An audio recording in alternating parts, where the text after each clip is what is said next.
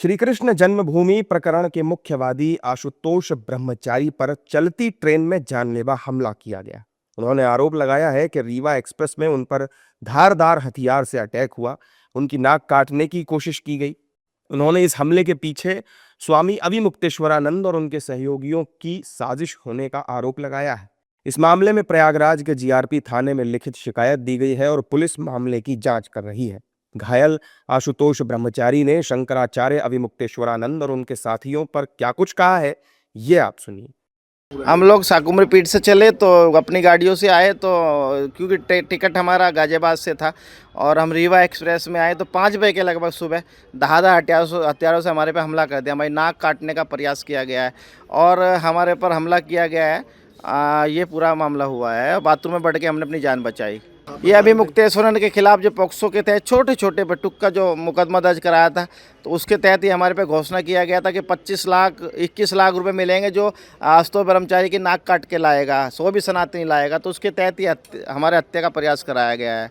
हाँ, मैंने इलाहाबाद में FIR दर्ज कराई है। किन लोगों के खिलाफ? अभिमुक्तेश्वरानंद, मुकुंदानंद, अरविंद और प्रकाश और दिनेश शर्मा। हम प्रयागराज आ रहे थे और गाजियाबाद से हम बैठे थे, यहाँ पैरवी करने के लिए आए थे हम लोग। माननीय न्यायालय में एविडेंस दाखिल करना था। हाँ, पूरा मुकदमा वापसी कराने का दबाव वो चाहता है कि मैं मर जाऊं और वो एविडेंस जो पेन ड्राइव है वो मैं न्यायालय तक ना जाने दे। परंतु मैं बस यही मांग करता हूं पुलिस से भी और सरकार से भी कि मेरा एविडेंस किसी भी तरह माननीय न्यायालय तक, उच्च न्यायालय तक पहुँचवा दे। जबकि स्वामी अविमुक्तेश्वरानंद सरस्वती रेलवे प्रशासन पर ही सवाल उठा रहे हैं और कह रहे हैं कि ये उनका दिखावा है और अगर दिखावा नहीं है तो प्रशासन की कमजोरी है।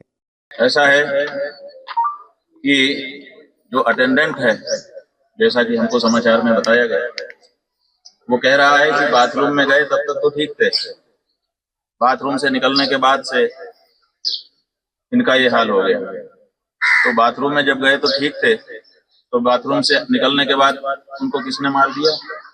ये बनावट है, केवल माहौल बनाने के लिए और सुरक्षा प्राप्त करने के लिए, इससे ज्यादा कुछ दिखाई नहीं दे रहा।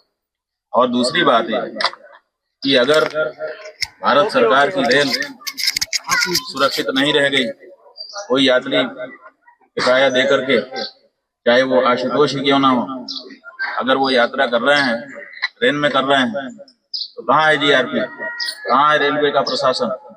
कैसे किसी यात्री के ऊपर हमला हो जाता है? ये तो सुरक्षित जगह मानी जाती हैं। उन जगहों पर भी अगर किसी के ऊपर सुरक्षा में ब्रीच हो जाती है, हमला हो जाता है, मुश्किल हो जाता है वो व्यक्ति, तो ये तो हमको समझ में नहीं आता है। इसका जवाब रेलवे प्रशासन को देना चाहिए। आशुतोष ब्रह्मचारी के मुताबिक ट्रेन में शौचालय में जाने के दौरान उन पर हमला हुआ। श्रीकृष्ण जन्मभूमि को लेकर 12 तारीख में केस लगा है। उसकी पैरवी के लिए प्रयागराज वो आ रहे थे। उन्होंने कहा कि हम न्याय चाहते हैं और इनके खिलाफ कार्रवाई होनी चाहिए।